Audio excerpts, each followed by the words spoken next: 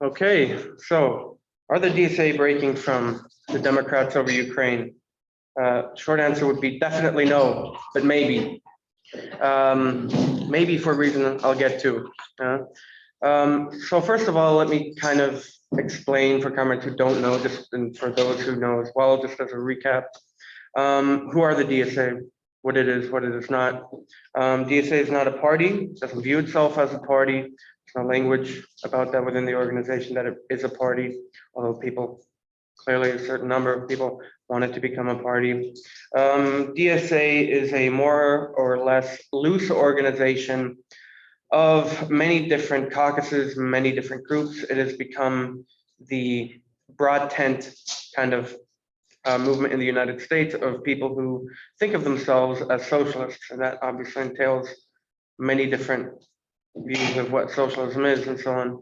DSA was started in the 1980s by a merger between the DSOC and NAM, the New American Movement, Communist Popular Front politics, basically. And the politics, tend to have carried on kind of, and Michael Harrington's politics, especially, of being tied to the Democratic Party and trying to utilize connections within the Democratic Party, literally, to try to further legislation that is going to benefit the working class. That is an inherited reality of the DSA. This is where it comes from. This is basically what it is so far. DSA has dozens of state and federal elected officials currently that are elected, and that, in one way or another, depending on who they are and what their actual personal views are, try to advance legislation that will favor the working class. And I also want to say real quick at the beginning that I believe our members do great work. We have comrades that are involved in organizing the workplaces, organizing introductory socialist reading groups that are outward facing, and I don't think that is necessarily wrong for DSA to do it either. Obviously comrades are involved in campaigning, local electoral campaigns, national electoral campaigns, and we have thousands, tens of thousands of members with real experience in the labor movement, in the political machinery, mostly in the Democratic Party, unfortunately, so far. Another point, just real quick, about the DSA and background to it. The DSA gives a majority of its revenue towards electoral campaigns within the Democratic Party framework. And so far, we do not have any programmatic discipline. Now, we have a platform that was passed last year by majority of members in DSA, which is talked about more or less frequently within the DSA, how we should view it, how we should treat it, etc. And we organized an event on the National Political Education Committee. I'm also on with Mike, talking to Bhaskar Sankara, founder of Jacobin, Seth Ackerman, executive editor of Jacobin, about the platform, etc. And these kind of things came up. The question of program came up last year very strongly, very controversially, with the politician that DSA helped get elected, Jamal Bowman, representative from New York.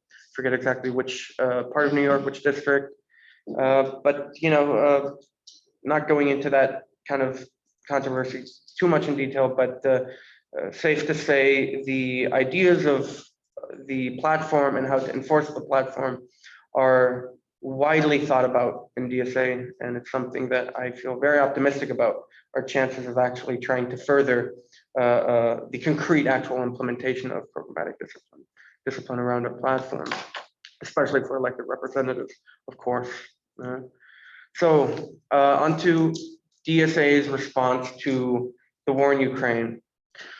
The International Committee of the DSA denounced both Russia for the invasion and also NATO for its constant, continual eastward expansion. You had 1999, 2001, and then 2007, continual expansions, and incorporating Eastern European nations into the military alliance that is clearly under the hegemony, at least militarily speaking, and also politically speaking, obviously, under the United States. Okay, so, my criticism to that a little bit would be that it's not enough to simply denounce Russia and denounce NATO for eastward expansion. I mean, even the Pope criticized NATO for Pope Francis criticized NATO for provoking the conflict in Russia. So this is not necessarily a radical stance that is alienating the American population. Quite to the contrary, actually, I would say.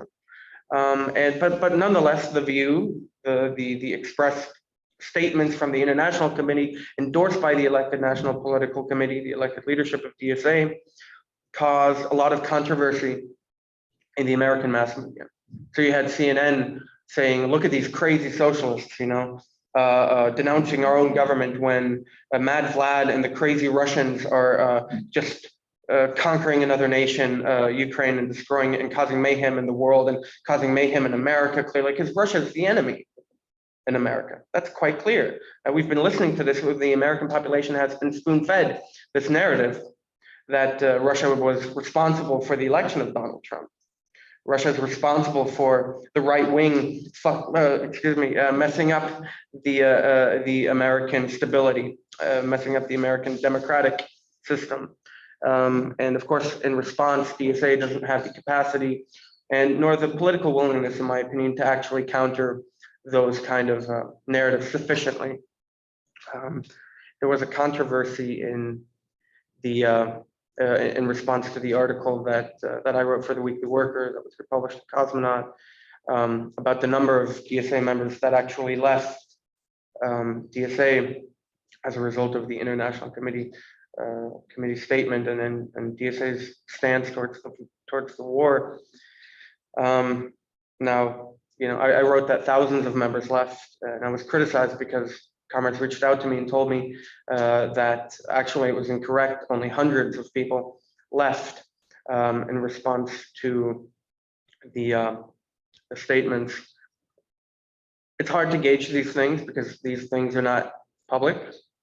We hear public statements about how many members we have when they're growing, etc., but not when we're losing them. And it is, and I mean, I personally was, told that I shouldn't talk about these numbers publicly, which, discipline for people like me, but not for people like Jamal Bowman, is what that sounds like to me. I think we should be honest. We should be open about matter of fact facts about the organization, and not try to stifle dissent. Although I think that may be a bridge too far. That might be not nice enough of me to comment or whatever. But okay, yeah, it's difficult to gauge the exact political attitudes of the war among DSA members because we do not have a party press. I can only talk about what comrades tell me about what's happening locally, what conversations comrades have locally about the war.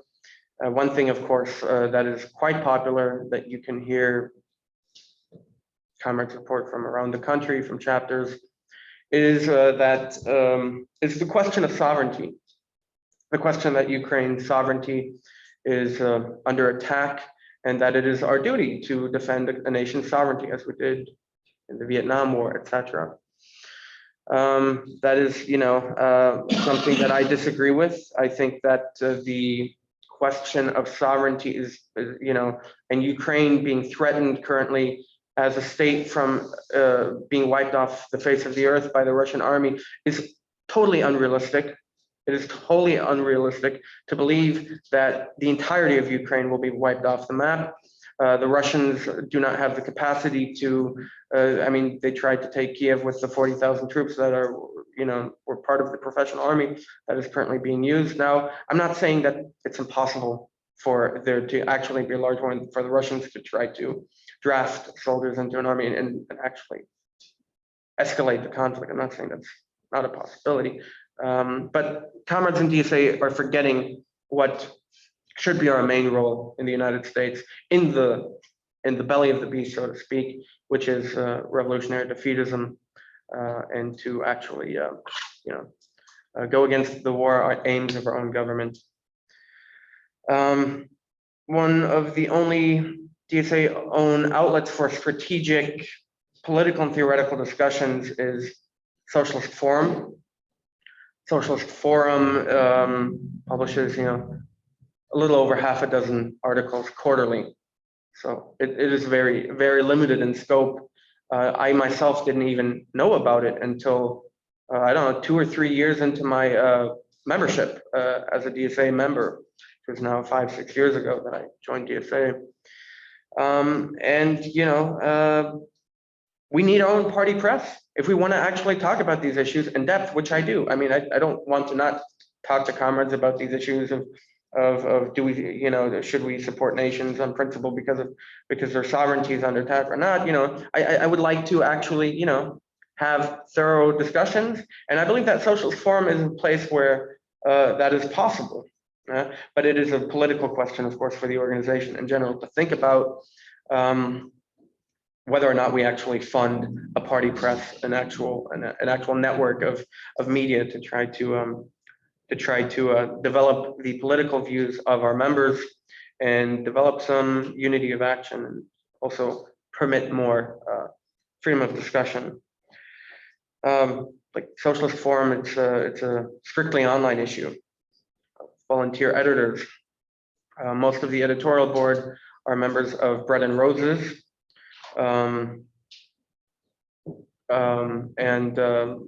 That is also politically somewhat reflected, but although I believe that, they are fair, the editors are fair, and it is a place where we can publish. In fact, in the last issue a couple weeks ago, two MUG members published an article in Socialist Forum that dealt with electoral campaigns versus labor strategy and questions like this, and obviously strategy of patience, orthodox Marxism. One of the people that wrote an interesting article in response to the war that I thought was quite good was David Kotz, who's on the National Political Education Committee with me.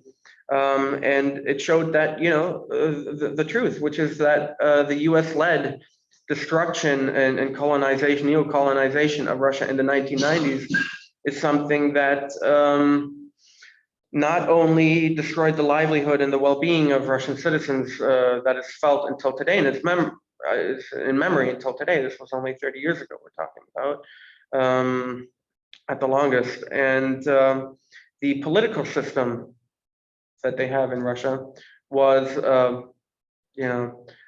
in large part guided by American diplomats to Russia. And in fact, Tony Blair was one of the people who were in the UK. Tony Blair was one of the people that campaigned for Putin in 1999. Putin, people believed in the West, was going to play ball. Naturally, that didn't exactly end up like that, because the Russian oligarchy wanted to keep some of its sovereignty and in terms of ransacking the public goods of the Soviet Union and monopolizing it and creating the system that they have. So another thing here, I can just talk about this real quick, maybe is on the National Political Education Committee in DSA, we have regular discussions about politics. Incidentally, BNR members and David Kotz, they were the majority comrades on NPEC who disagreed with my trenchant opposition to the line that DSA members in Congress must not have illusions, or excuse me, that DSA members in Congress, DSA elected members in Congress have illusions in Build Back Better. Build Back Better was never going to happen. The Democratic Party is too corrupt. They were not going to let it happen. Joe Manchin and Sinema were not the only people in November of 2021 last year that were going to prevent the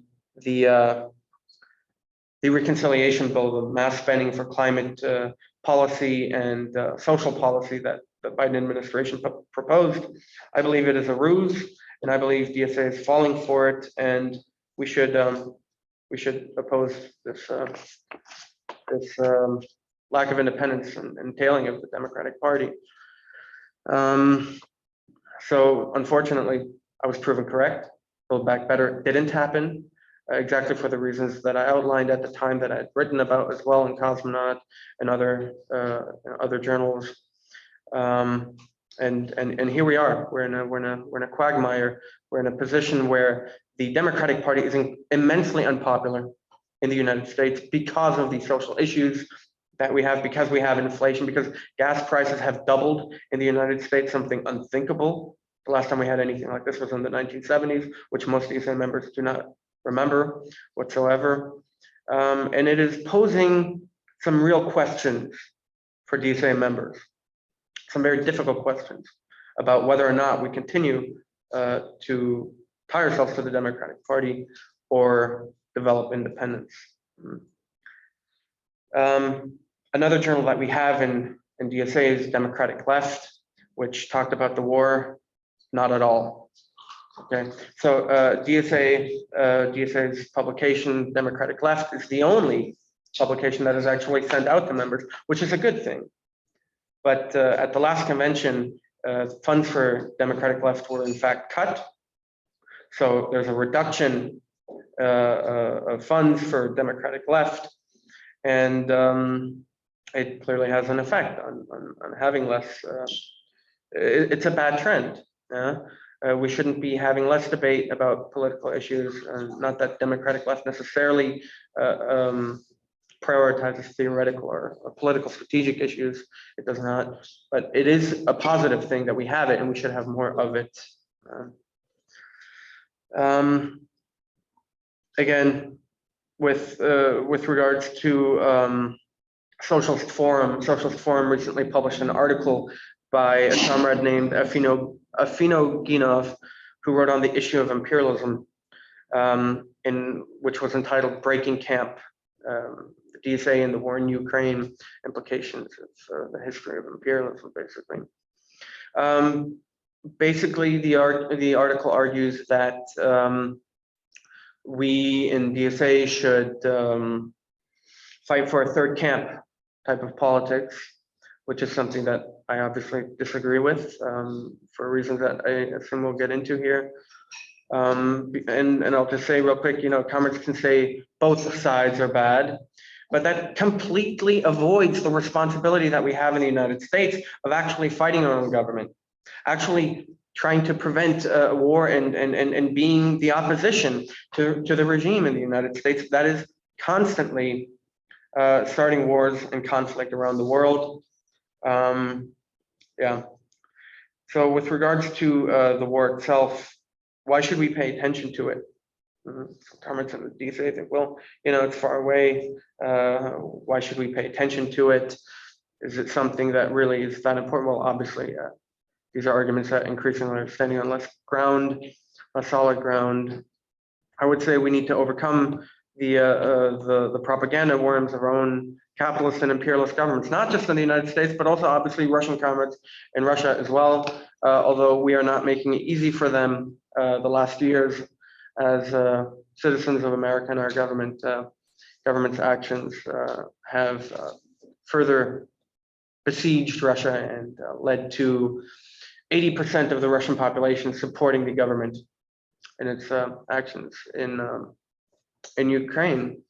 And that is an Atlantic Council poll, by the way. This is not me saying, this is not Russian media saying, it's the Atlantic Council and also the Wall Street Journal and Washington Post have done similar polls recently in which it's clear that there is not a majority opposition.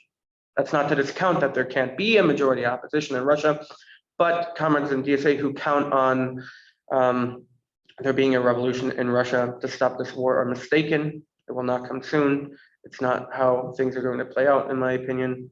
And we should think more about a critical strategy at home. Another reason why the war is important and why we should pay attention to it and talk about it more in DSA is because big wars, when they come along, as has been talked about here before, are destructive. The threat of nuclear war is very real. We haven't had a threat like this probably since the 1980s.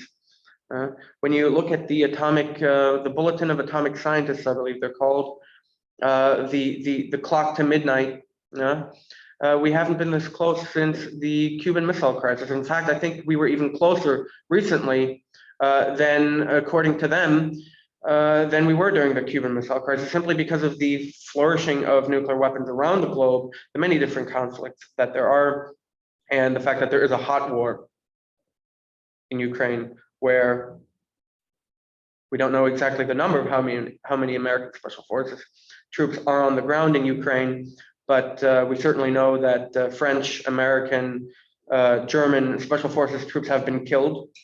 Their identities have been released. We know that for a fact. So it is a very perilous situation and one that constantly threatens to escalate. War is also something which is educational. We can learn from this war. We should follow it. We should actually see how is a modern conventional war being fought? How is our own government behaving? How is it reporting on things? How does it want us to think of its conduct in war and of the enemy in general, whether it's Russia or whether it's China or whether it is us in the future? We're seeing how technology has evolved and is being applied in conventional warfare, drone warfare, the destructive nature of modern war, and it is something to pay attention to, in my opinion, because it is a threat to the well-being of human life on planet Earth, and it's something that we should not avoid talking about. It's something that we should actually pay attention to, and obviously try to prevent. I mean, you know, this is where this line of argumentation is going towards. I believe that, okay, maybe not immediately, it's not immediately possible for us to stop the war, but the consequences of a larger war, of this war becoming larger, are going to be very destructive, are going to endanger the well-being of the American population at home as well, never mind the rest of the world, which constantly is suffering under this or that crisis, whether it's 2008 or 2014, etc. The DSA, in its majority, repeatedly stated that NATO expansion has created conditions for this war. That is a thing that I think is objectively true. I mean, even German bourgeois media, such as Der Spiegel, has reiterated that that is very much a factor in what led to this war. And that's not enough. We need a better critique of American imperialism as a systematically belligerent global hegemon. And I believe that we in the United States have a unique responsibility, given the nature of American imperialism, given its unique strength in the global system currently, to actually confront it and to start really talking about a strategy to confront it. In terms of the background to the war in Ukraine, the Ukrainian Soviet dissident Pleshikov, who was actually born in Crimea, was a big fan of the liberal democratic revolutions in the Soviet bloc and of the overthrow of the Soviet Union. Now is more critical of the regime in Ukraine, naturally also in Russia, and wrote a great book called Putin's Wars, The Clash of Civilizations, in which he writes extensively about the nature of US and Russian relations since 2014 and earlier. And this relationship is marked by the Russians constantly lagging behind and trying to play catch up with the American military and its geopolitical maneuvers. So, for instance, in Libya, where the Russians did not vote for the war and the bombing of Libya, they abstained. They clearly felt compelled to start organizing their own little groups like Wagner, which is basically a replication of Blackwater, the American private mercenary army that was used in Iraq. And Russia actually sent in its troops into Libya as well, which is not talked about quite too much, in order to secure oil fields and the like, and in order to secure Russian property And clearly, which is what Mike got to in the last talk, is the fact that special forces operations in the Ukraine by the Americans have been ongoing. We know that there are advisors there for 8 years. We don't know exactly what kind of technologies have been installed there. Some people, the Cuban newspaper Grama reported that there were Tomahawk missiles in Ukraine already before the war began. Whether that's true or not, it doesn't change the fact that special force operations have been conducted there by the Americans and clearly also the Russians for the better part of a decade.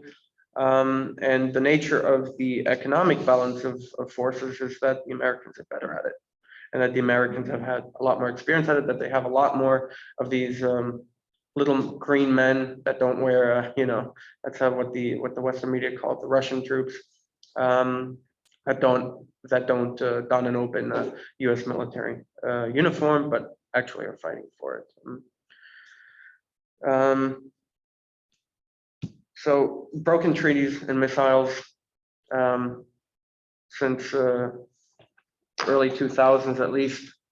The United States has pulled out of a neglected treaty signed with Russia and other nations when it comes to ballistic missiles, when it comes to nuclear weapons and nuclear missile technology. And this has resulted in the Russians going ahead and creating all manner of missiles, hypersonic missiles, which the United States actually, as far as we know, we don't know. It's hard to speculate on these things really, because I don't think it's going to be easy to get that kind of information. That's intentionally so, is lagging behind in this technology. Nonetheless, it has resulted in another arms race, which is what has led up to this conflict as well. The Russian military in 2021 upgraded their military significantly, buying and distributing body armor, plate carriers, updating their infantry rifle systems, and all these manner of things that can compete with the technology that the United States and NATO have deployed in Ukraine since, as Mike says, the late 90s, and especially since the Civil War began, where the Ukrainians openly invited, and we're very glad about American military aid to Ukraine.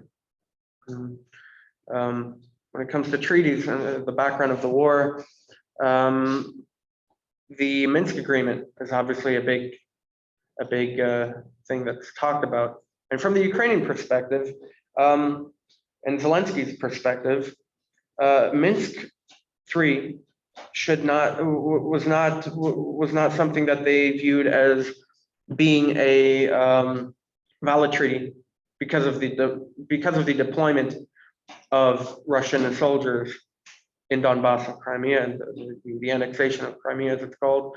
Now, as far as I'm aware, there's not a lot of evidence that the Russians were in Donbass with their formal military. I think that would have been covered way more widely, but it's quite apparent that the Russians were there in terms of the special military operation and things like that. Nonetheless, the Americans encouraged the Ukrainians, obviously the Ukrainian right-wing nationalist trends in the country, to put pressure on Zelensky and continue disregarding all the three main tenets of the Minsk agreement, which were to grant autonomy, not independence for the Donetsk and Luhansk People's Republics, but to grant autonomy. And I mean, this is before they even were called Donetsk People's Republics, etc. Blah blah. It is, that was viewed as a violation of Ukrainian sovereignty.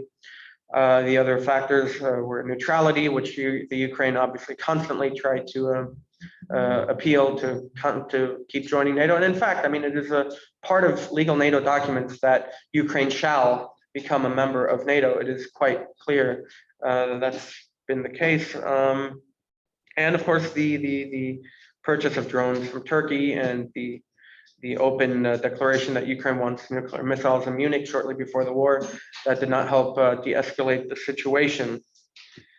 So current and possible trajectories into the future. Threat of escalation. If US politicians are now pushing to send longer range HIMARS munitions to Ukraine, which they are currently doing.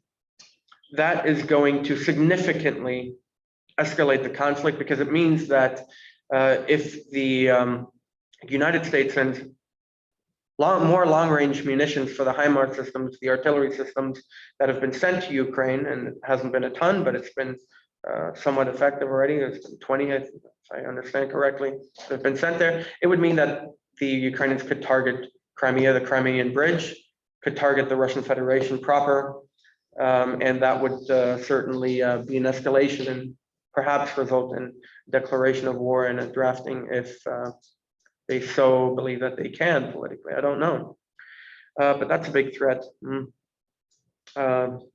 Another thing about the conflict that has been somewhat ignored, except deep in the annals of the New York Times on page whatever 30, or in the Spiegel page 80, for instance, in an article called "The Live Paradise." This is from this month. The journalists, a team of journalists of the Spiegel, went to Kramatorsk, which is currently under siege by the Russian army in the Donbass, and interviewed locals in the population there. One woman is a pensioner who's living off of 70 euros a month in Kramatorsk, and used to get more for her pension before the war broke out. And she's a resident in the besieged city of Kramatorsk, and Spiegel reporters report that someone was blown apart by a Russian missile in front of her porch, and she saw it. And the Spiegel reporters interview her and ask her what her attitudes are towards the war. And she starts emphatically yelling about the Ukrainian troops that are stationed in their neighborhood that provoked the killing of her son.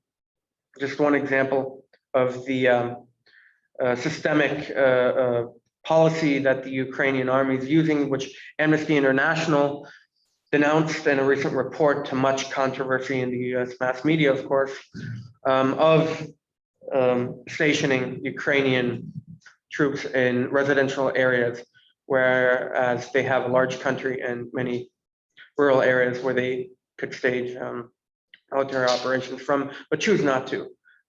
War crimes, talk about war crimes are clearly committed on the Russian side as well. Here or there, I have my doubts about this or that, but this strategy is more and more becoming an issue. Washington Post has reported on about this as well, that the Ukrainian way of fighting currently is flagrantly in violation of what the Americans consider military norms. Now, of course, you're not going to hear about that on page one. You're going to have to actually go for it, and this is intentionally kept quiet.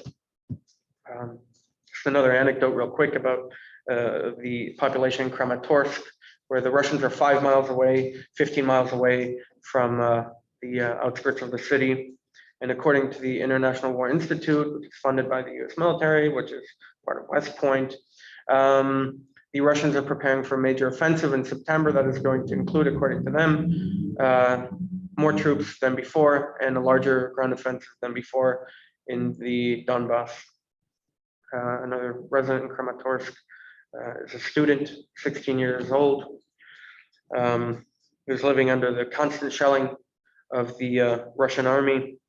And she refuses to speak Russian, which greatly angers her grandmother.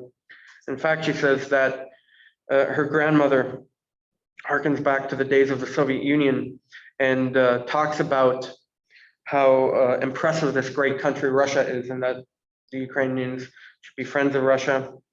And apparently the argument got so tense that her grandmother hit her and bit her, and the girl felt that she could not live in this community anymore in Kramatorsk, where apparently the vast majority of people who are left behind are sympathetic with Russia. And yeah, also reports from Lysychansk, when Lysychansk fell after the Russian army took over the city.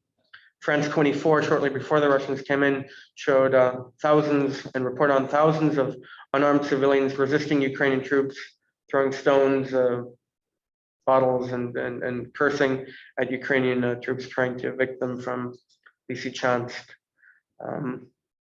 I don't really have much time to go into into a good article by Vladislav Zudok, who's a teacher here at the London School of Economics, in the Foreign Affairs magazine from this month. And he wrote a book called Collapse, the Fall of the Soviet Union. I'll just sum up maybe real quick. He writes that he does not believe that Russia will collapse in the same way that the Soviet Union will, because the Kremlin has a very firm control over the central bank and is keeping inflation under check, as well as the rest of the Western central banks are currently under these conditions.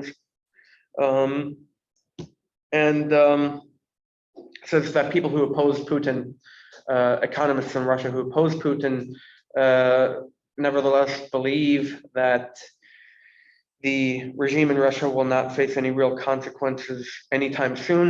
Now, naturally, Vladislav Zudok, writing for the Foreign Affairs magazine, hopes that the sanctions regime will slowly, eventually have an impact and then weaken the regime over long term. But I think that's built on a foundation of assumptions that one shouldn't assume in the current moment.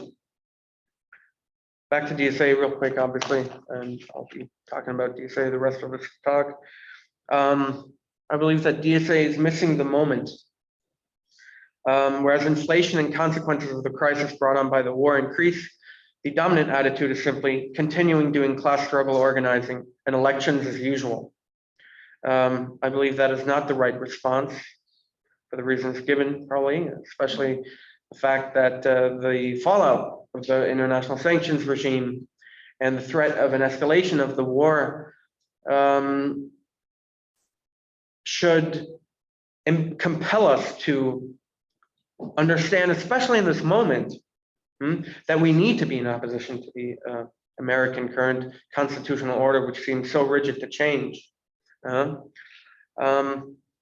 mean, even according to a Harvard poll from back in March, 47% of Americans aged 18 to 35 believed that Russia was, quote, justified in its invasion of Ukraine. Now, that's not me saying that, that's 47, I would disagree with that, obviously, but 47% of the American population aged 18 to 35 says that. Now that gives you a taste.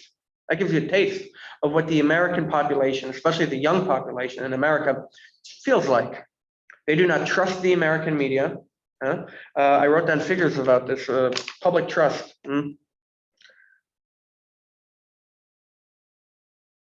Only 15% of the US population has a quote unquote great deal of trust and confidence in the news media in America. Further figures are that 10% of the US population only have a great deal of trust in Congress. And as one of the highest categories, actually, which is kind of ironic, the American police agencies, law enforcement in general, has 39% of public support, down from 50% 2 years ago.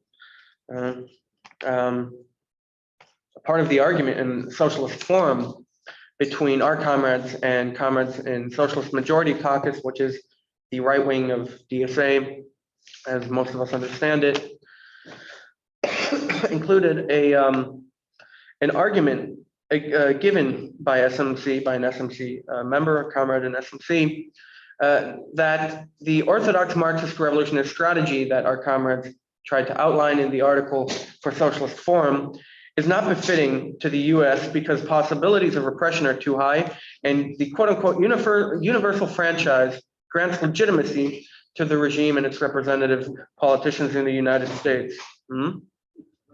Even in, I mean, it's this kind of, these kind of arguments are incredible in light of the fact that close to a majority of the young population are willing to go along with a war by Russia in Ukraine, or believe that it's justified. The fact that the DSA is holding back and is tying itself to the Democrats is, to me, quite an outrage, especially in light of the fact that half a dozen of our elected representatives that we helped get elected, DSA members in Congress, voted unanimously, as every other Democrat, for the $40 billion in arms to Ukraine. That is something that if you would have told me 10 years ago that we're going to have a mass organization of close to 100,000 members, and then that we have gotten half a dozen people elected to Congress, and then they sell weapons to Ukraine, I would have not believed you. I would have thought you're playing a joke, you're trying to make allusions to World War I or whatever, and but that's the reality we currently face. Luckily, a large number of DSA members are also outraged by this, even though our ability to be outraged in an organization is not as well developed as we all would like, obviously. The danger of a lack of focus on politics and independence.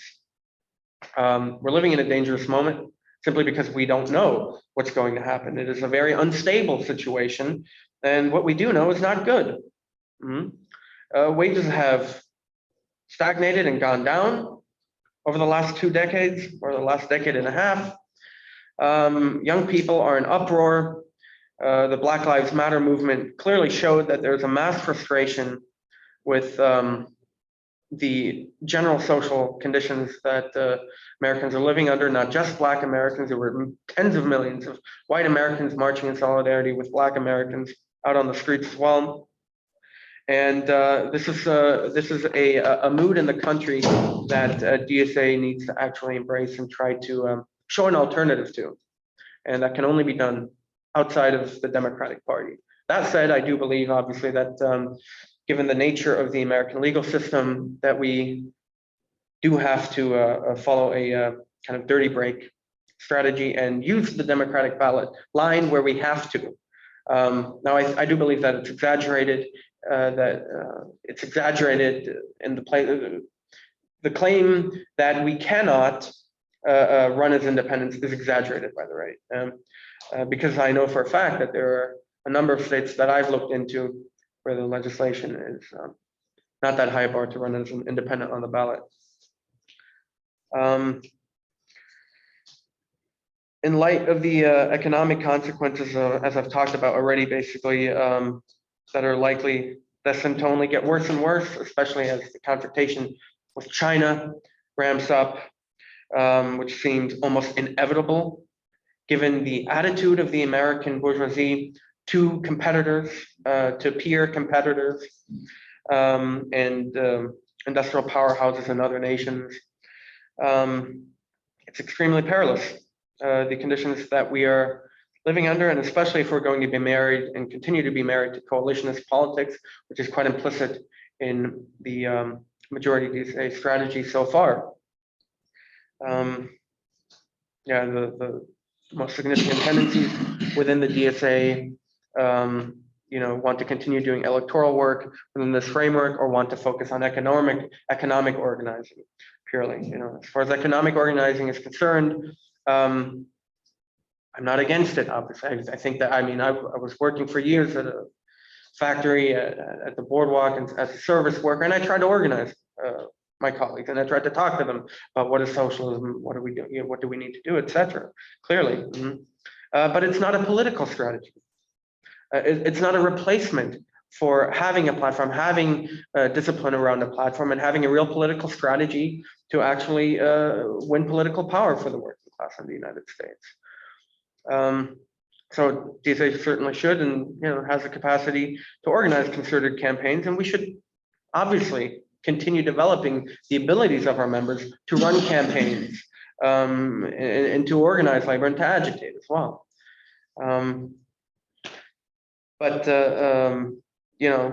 One thing that I think about, which has come up now and then in discussions among MEG members, is we have comrades who are in, for instance, the ILWU, who are in the International Longshore Workers Union, who work on the docks in Oakland, in Long Island. I know people personally in both those places who are in the union and who work there, and so do many other DSA comrades. I don't see any reason why we, in this condition, if we had the correct political strategy of confronting our own government's four aims, why we shouldn't try to agitate for a strike, as comrades in Italy have done, to refuse loading weapons, to only fuel the fire in Ukraine and lead to the mass continued death of tens of thousands of more people than have already died. Another point, obviously, in the United States that we talk about, especially from MUG, and also other comrades in DSA, other caucuses talk about the fact that the American Constitution is a extremely reactionary document, is a slaver's constitution, which is completely undemocratic. There are many rules we could get. We don't have time, but we could, talk about the many different ways that the American Constitution is undemocratic. But we don't have time. Okay.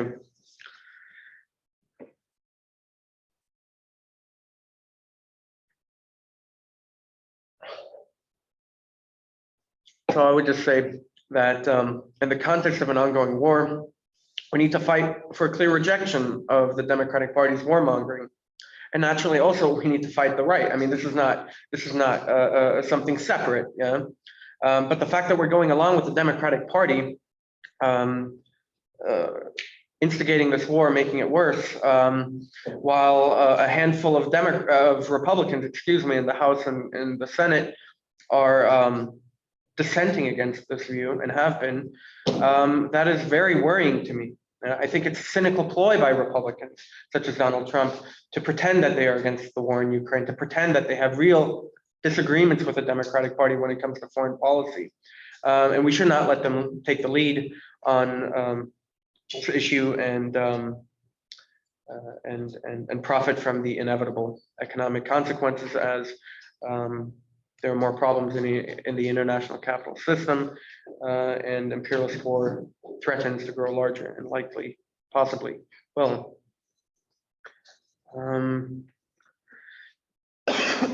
I don't have time to get into the constitutional questions so much. I don't think there's a whole discussion about, should we even ask for a constitutional amendment or not, because the right is so powerful, etc. I mean, and there are matters. I mean, to be fair, there are aspects of the American Constitution that would make a constitutional amendment difficult, but